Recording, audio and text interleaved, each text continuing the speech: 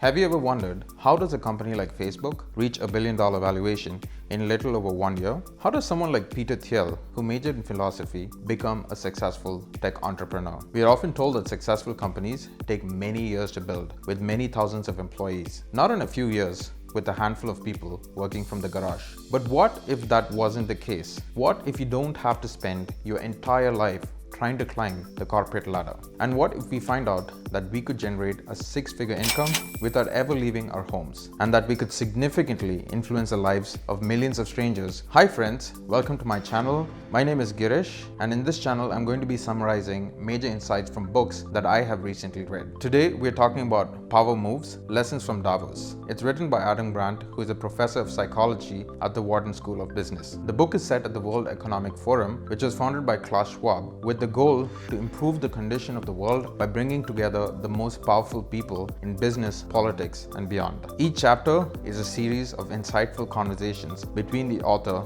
and thought leaders from all walks of life. The underlying premise of the book is that the nature of power is rapidly changing in today's world. When we look back at history, traditional power was mostly hierarchical. It was related to either money or status. Those who enjoyed the status quo did so because there were barriers that prevented them from the so-called challenges. But today, traditional power is fading away in the age of network power, which is about your connections and their attention, the ultimate finite resource. 20 years ago, it would have been impossible for a video game developer like Stewart to get into Davos. But today he gets invited because he founded a company called Slack, which reached $1 billion valuation in under 8 months. Think about it. A teenager with an iPhone can reach more people than a corporate SVP of communications. Companies that have been around for decades could be disrupted in a few months by startups that rise up from seemingly out of nowhere. A hacker like Stewart can build a platform that can completely change the way people communicate.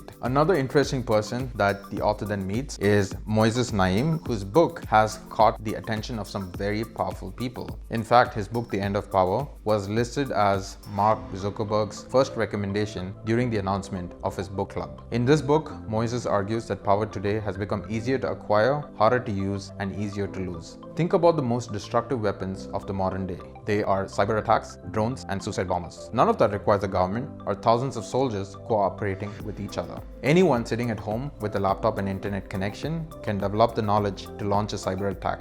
Let's take the example of Bitcoin. We're still not sure who created it, but cryptocurrencies are threatening to disrupt central banks. Or YouTube stars who are creating their own channels. Unlike before, you can decide when and what you wanted to watch. In many ways, power has shifted from the gatekeeper to the consumer. When we think about power, we think of it as something established and unbreakable. But power today is seen as increasingly fragile. All it takes is a tweet storm to bring down a business, or a viral video to ruin the career prospects of a celebrity. We see power shifting from a hierarchical context to one that is based on ideas, and this is typically network-based. A young person with a bold new idea can use technology to build a network that can challenge an established giant. My key takeaway from the book is that technology has opened up tremendous opportunities for the common man. Anyone with a laptop and internet connection has access to a vast amount of information and network on a global scale. And if used in the right way, we can leverage this access to make money, build our network, and push our ideas forward on a global scale. Thank you for watching. If you like this video, please do not forget to like, share, and subscribe.